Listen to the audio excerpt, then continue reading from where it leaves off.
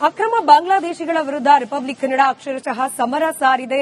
ಎಲ್ಲೆಲ್ಲಿ ಈ ಅಕ್ರಮ ಬಾಂಗ್ಲಾದೇಶಿಗಳು ತಮ್ಮ ವಸಾಹತನ್ನ ಸ್ಥಾಪಿಸಿಕೊಂಡಿದ್ದಾರೆ ಅದೆಲ್ಲಾ ಕಡೆಗಳಲ್ಲೂ ಕೂಡ ರಿಪಬ್ಲಿಕ್ ಕನ್ನಡ ಹೋಗಿ ಅದನ್ನ ಹುಡುಕಿ ಪೊಲೀಸ್ ಇಲಾಖೆಯ ಗಮನ ಸೆಳೆಯೋ ಕಾರ್ಯವನ್ನ ಮಾಡಿತು.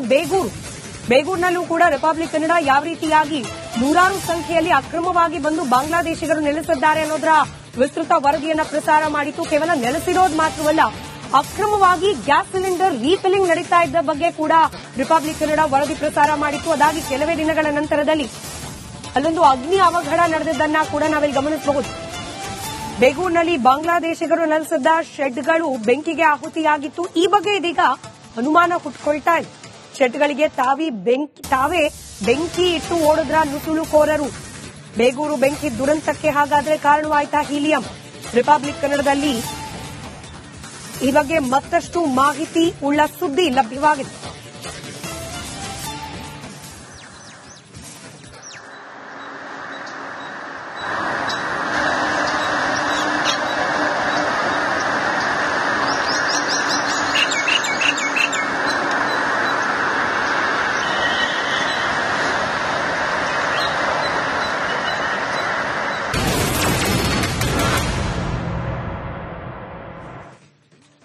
ಅಕ್ರಮ ಬಾಂಗ್ಲಾದೇಶಿಗಳ ವಿರುದ್ಧ ರಿಪಬ್ಲಿಕ್ ಕನ್ನಡ ಅಕ್ಷರಶಃ ಸಮರ ಸಾರಿದೆ. ಎಲ್ಲೆಲ್ಲಿ ಈ ಅಕ್ರಮ ಬಾಂಗ್ಲಾದೇಶಿಗಳು ತಮ್ಮ ವಸಾಹತನ್ನ ಸ್ಥಾಪಿಸಿಕೊಂಡಿದ್ದಾರೆ ಅದೆಲ್ಲಾ ಕಡೆಗಳಲ್ಲೂ ಕೂಡ ರಿಪಬ್ಲಿಕ್ ಕನ್ನಡ ಹೋಗಿ ಅದನ್ನ ಹುಡುಕಿ ಪೊಲೀಸ್ ಇಲಾಖೆಯ ಗಮನ ಸೆಳೆಯೋ ಕಾರ್ಯವನ್ನ ಮಾಡಿತು. ಬೇಗೂರಿನಲ್ಲೂ ಕೂಡ ರಿಪಬ್ಲಿಕ್ ಕನ್ನಡ ಯಾವ ರೀತಿಯಾಗಿ ನೂರಾರು ಸಂಖ್ಯೆಯಲ್ಲಿ ಅಕ್ರಮವಾಗಿ ಬಂದು ಬಾಂಗ್ಲಾದೇಶಿಗರು ನೆಲೆಸಿದ್ದಾರೆ ಅನ್ನೋದರ ವಿಸ್ತೃತ ವರದಿಯನ್ನ ಪ್ರಸಾರ ಮಾಡಿತು. ಕೇವಲ ನೆಲೆಸಿರೋದು ಮಾತ್ರವಲ್ಲ, ಅಕ್ರಮವಾಗಿ ಗ್ಯಾಸ್ ಸಿಲಿಂಡರ್ ರೀಫಿಲಿಂಗ್ ನಡೀತಾ ಇದ್ದ ಬಗ್ಗೆ ಕೂಡ ರಿಪಬ್ಲಿಕ್ ಕನ್ನಡ ವರದಿ ಪ್ರಸಾರ ಮಾಡಿತ್ತು. ಅದಾಗಿ ಕೆಲವೇ ದಿನಗಳ ನಂತರದಲ್ಲಿ ಅಲ್ಲೊಂದು ಅಗ್ನಿ ಅವಘಡ ನಡೆದಿದ್ದನ್ನ ಕೂಡ ನಾವಿಲ್ಲಿ ಗಮನಿಸಬಹುದು. ಬೇಗೂರಿನಲ್ಲಿ ಬಾಂಗ್ಲಾದೇಶಿಗರು ನೆಲೆಸಿದ್ದ ಶೆಡ್ಗಳು ಬೆಂಕಿಗೆ ಆಹುತಿಯಾಗಿತ್ತು. ಈ ಬಗ್ಗೆ ಇದೀಗ ಅನುಮಾನ ಹುಟ್ಟುಕೊಳ್ತಾ ಇದೆ. ಶೆಡ್ಗಳಿಗೆ ತಾವೇ ಬೆಂಕಿ ಇಟ್ಟು ಓಡಿದ್ರ ನುಸುಳುಕೋರರು. ಬೇಗೂರು ಬೆಂಕಿ ದುರಂತಕ್ಕೆ ಹಾಗಾದ್ರೆ ಕಾರಣವಾಯ್ತಾ ಹೀಲಿಯಂ? ರಿಪಬ್ಲಿಕ್ ಕನ್ನಡದಲ್ಲಿ ಈ ಬಗ್ಗೆ ಮತ್ತಷ್ಟು ಮಾಹಿತಿ ಉಳ್ಳ ಸುದ್ದಿ ಲಭ್ಯವಾಗಿದೆ.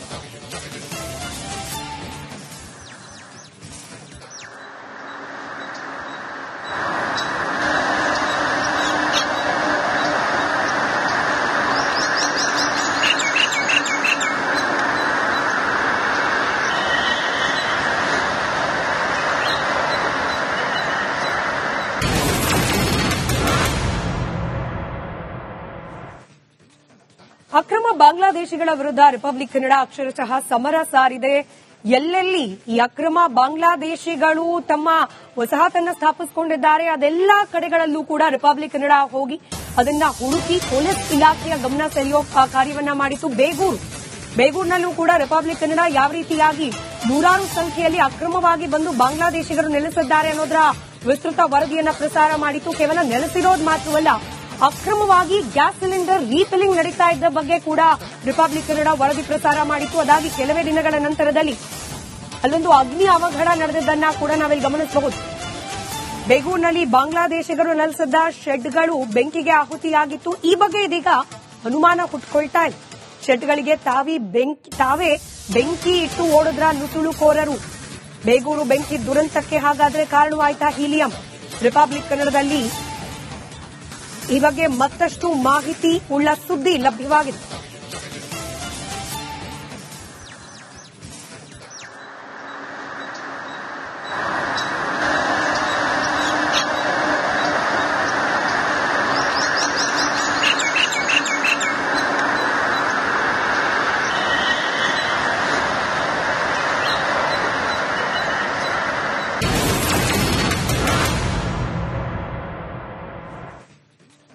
ಅಕ್ರಮ ಬಾಂಗ್ಲಾದೇಶಿಗಳ ವಿರುದ್ಧ ರಿಪಬ್ಲಿಕ್ ಕನ್ನಡ ಅಕ್ಷರಶಃ ಸಮರ ಸಾರಿದೆ. ಎಲ್ಲೆಲ್ಲಿ ಈ ಅಕ್ರಮ ಬಾಂಗ್ಲಾದೇಶಿಗಳು ತಮ್ಮ ವಸಾಹತನ್ನ ಸ್ಥಾಪಿಸಿಕೊಂಡಿದ್ದಾರೆ ಅದೆಲ್ಲಾ ಕಡೆಗಳಲ್ಲೂ ಕೂಡ ರಿಪಬ್ಲಿಕ್ ಕನ್ನಡ ಹೋಗಿ ಅದನ್ನ ಹುಡುಕಿ ಪೊಲೀಸ್ ಇಲಾಖೆಯ ಗಮನ ಸೆಳೆಯೋ ಕಾರ್ಯವನ್ನ ಮಾಡಿತು. ಬೇಗೂರಿನಲ್ಲೂ ಕೂಡ ರಿಪಬ್ಲಿಕ್ ಕನ್ನಡ ಯಾವ ರೀತಿಯಾಗಿ ನೂರಾರು ಸಂಖ್ಯೆಯಲ್ಲಿ ಅಕ್ರಮವಾಗಿ ಬಂದು ಬಾಂಗ್ಲಾದೇಶಿಗರು ನೆಲೆಸಿದ್ದಾರೆ ಅನ್ನೋದರ ವಿಸ್ತೃತ ವರದಿಯನ್ನ ಪ್ರಸಾರ ಮಾಡಿತು. ಕೇವಲ ನೆಲೆಸಿರೋದು ಮಾತ್ರವಲ್ಲ, ಅಕ್ರಮವಾಗಿ ಗ್ಯಾಸ್ ಸಿಲಿಂಡರ್ ರೀಫಿಲಿಂಗ್ ನಡೀತಾ ಇದ್ದ ಬಗ್ಗೆ ಕೂಡ ರಿಪಬ್ಲಿಕ್ ಕನ್ನಡ ವರದಿ ಪ್ರಸಾರ ಮಾಡಿತ್ತು. ಅದಾಗಿ ಕೆಲವೇ ದಿನಗಳ ನಂತರದಲ್ಲಿ ಅಲ್ಲೊಂದು ಅಗ್ನಿ ಅವಘಡ ನಡೆದಿದ್ದನ್ನ ಕೂಡ ನಾವಿಲ್ಲಿ ಗಮನಿಸಬಹುದು. ಬೇಗೂರಿನಲ್ಲಿ ಬಾಂಗ್ಲಾದೇಶಿಗರು ನೆಲೆಸಿದ್ದ ಶೆಡ್ಗಳು ಬೆಂಕಿಗೆ ಆಹುತಿಯಾಗಿತ್ತು. ಈ ಬಗ್ಗೆ ಇದೀಗ ಅನುಮಾನ ಹುಟ್ಟುಕೊಳ್ತಾ ಇದೆ. ಶೆಡ್ಗಳಿಗೆ ತಾವೇ ಬೆಂಕಿ ಇಟ್ಟು ಓಡಿದ್ರ ನುಸುಳುಕೋರರು. ಬೇಗೂರು ಬೆಂಕಿ ದುರಂತಕ್ಕೆ ಹಾಗಾದ್ರೆ ಕಾರಣವಾಯ್ತಾ ಹೀಲಿಯಂ? ರಿಪಬ್ಲಿಕ್ ಕನ್ನಡದಲ್ಲಿ ಈ ಬಗ್ಗೆ ಮತ್ತಷ್ಟು ಮಾಹಿತಿ ಉಳ್ಳ ಸುದ್ದಿ ಲಭ್ಯವಾಗಿದೆ.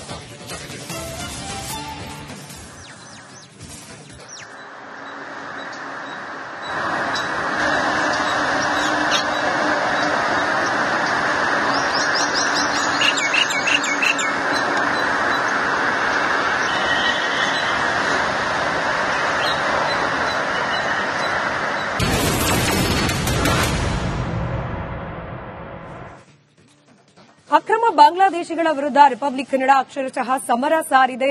ಎಲ್ಲೆಲ್ಲಿ ಈ ಅಕ್ರಮ ಬಾಂಗ್ಲಾದೇಶಿಗಳು ತಮ್ಮ ವಸಾಹತನ್ನ ಸ್ಥಾಪಿಸಿಕೊಂಡಿದ್ದಾರೆ ಅದೆಲ್ಲಾ ಕಡೆಗಳಲ್ಲೂ ಕೂಡ ರಿಪಬ್ಲಿಕ್ ಕನ್ನಡ ಹೋಗಿ ಅದನ್ನ ಹುಡುಕಿ ಪೊಲೀಸ್ ಇಲಾಖೆಯ ಗಮನ ಸೆಳೆಯೋ ಕಾರ್ಯವನ್ನ ಮಾಡಿತು.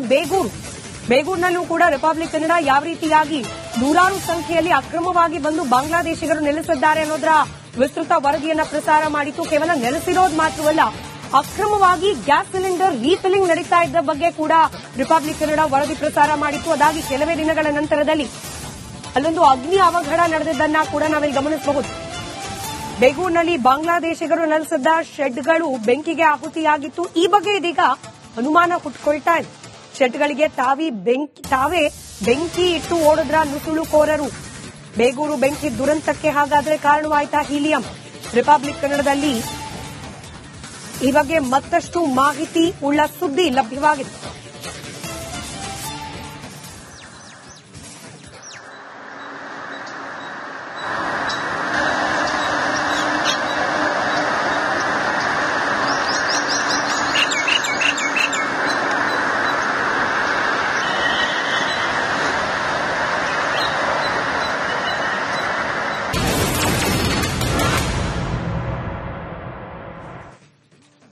ಅಕ್ರಮ ಬಾಂಗ್ಲಾದೇಶಿಗಳ ವಿರುದ್ಧ ರಿಪಬ್ಲಿಕ್ ಕನ್ನಡ ಅಕ್ಷರಶಃ ಸಮರ ಸಾರಿದೆ. ಎಲ್ಲೆಲ್ಲಿ ಈ ಅಕ್ರಮ ಬಾಂಗ್ಲಾದೇಶಿಗಳು ತಮ್ಮ ವಸಾಹತನ್ನ ಸ್ಥಾಪಿಸಿಕೊಂಡಿದ್ದಾರೆ ಅದೆಲ್ಲಾ ಕಡೆಗಳಲ್ಲೂ ಕೂಡ ರಿಪಬ್ಲಿಕ್ ಕನ್ನಡ ಹೋಗಿ ಅದನ್ನ ಹುಡುಕಿ ಪೊಲೀಸ್ ಇಲಾಖೆಯ ಗಮನ ಸೆಳೆಯೋ ಕಾರ್ಯವನ್ನ ಮಾಡಿತು. ಬೇಗೂರಿನಲ್ಲೂ ಕೂಡ ರಿಪಬ್ಲಿಕ್ ಕನ್ನಡ ಯಾವ ರೀತಿಯಾಗಿ ನೂರಾರು ಸಂಖ್ಯೆಯಲ್ಲಿ ಅಕ್ರಮವಾಗಿ ಬಂದು ಬಾಂಗ್ಲಾದೇಶಿಗರು ನೆಲೆಸಿದ್ದಾರೆ ಅನ್ನೋದರ ವಿಸ್ತೃತ ವರದಿಯನ್ನ ಪ್ರಸಾರ ಮಾಡಿತು. ಕೇವಲ ನೆಲೆಸಿರೋದು ಮಾತ್ರವಲ್ಲ, ಅಕ್ರಮವಾಗಿ ಗ್ಯಾಸ್ ಸಿಲಿಂಡರ್ ರೀಫಿಲಿಂಗ್ ನಡೀತಾ ಇದ್ದ ಬಗ್ಗೆ ಕೂಡ ರಿಪಬ್ಲಿಕ್ ಕನ್ನಡ ವರದಿ ಪ್ರಸಾರ ಮಾಡಿತ್ತು. ಅದಾಗಿ ಕೆಲವೇ ದಿನಗಳ ನಂತರದಲ್ಲಿ ಅಲ್ಲೊಂದು ಅಗ್ನಿ ಅವಘಡ ನಡೆದಿದ್ದನ್ನ ಕೂಡ ನಾವಿಲ್ಲಿ ಗಮನಿಸಬಹುದು.